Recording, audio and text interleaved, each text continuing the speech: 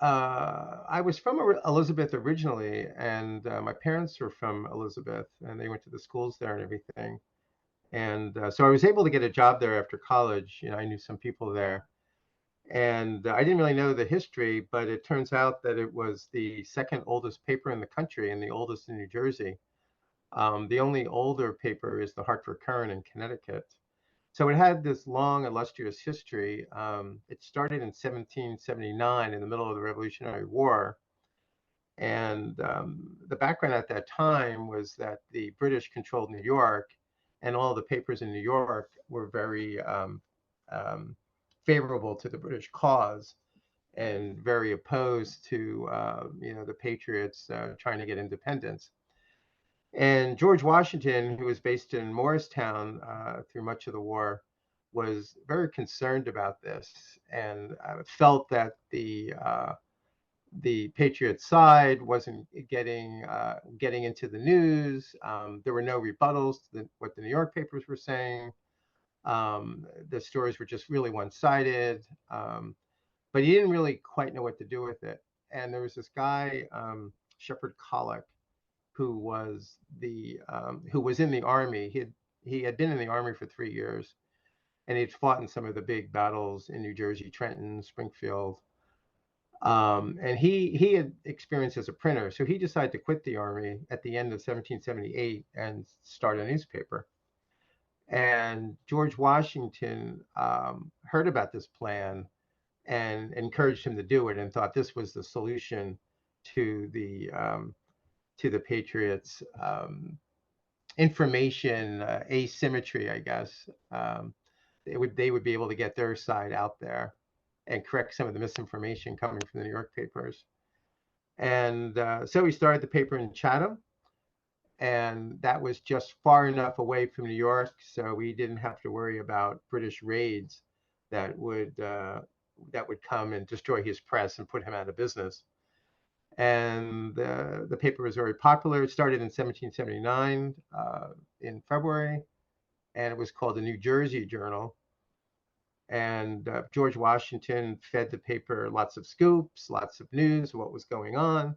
Chatham is not that far from Morristown, so it was easy to get letters back and forth.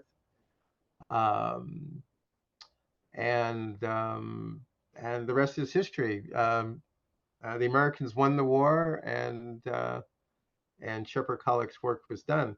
After the war, he decided to move the paper to New Brunswick, a bigger town and more action. And then after a year or so, he moved it to Elizabeth.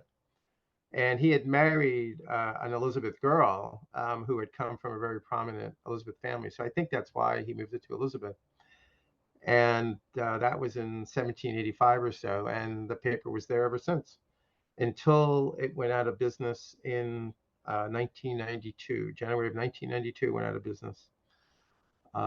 It became a daily paper along the way. The original New Jersey Journal was weekly, and the paper became daily um, around 1769, I think it was.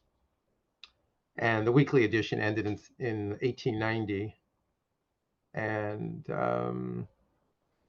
it grew and prospered as Elizabeth grew and prospered. But then times turned tough, and the newspaper industry ran into trouble, and the advertising dried up, and the paper closed in 1992. Um, a couple of the famous people who worked for the Daily Journal over the years. One was Carl Bernstein of Watergate fame, and he got his start on the Daily Journal in the 60s. Won two big journalism prizes for stories that he did. One of them was covering the New York City blackout in the mid 60s. And the other famous person who worked there was Mickey Spillane, who was an author, wrote a lot of novels about the mean streets of New York, developed a very famous character, Mike Hammer, who was featured in a lot of movies and TV shows. So that was our contribution to literature, I guess.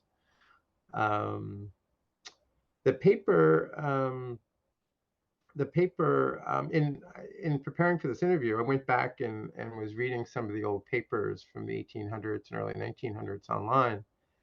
And the paper really was dedicated to being objective and fair to all sides. There were 10 commandments posted in the newsroom, and some of the commandments are standard codes of ethics that we would have today. Get both sides of the story, don't be prejudiced against either side, that kind of thing. Um, in some cases, the paper was seen as so objective and so neutral that in the early days of World War One, it was criticized for giving, I guess, the German side too much play. It treated the beginning of World War One like very, very equally, very neutrally. Then after the U.S. got into that war, it took more of a pro-U.S. position.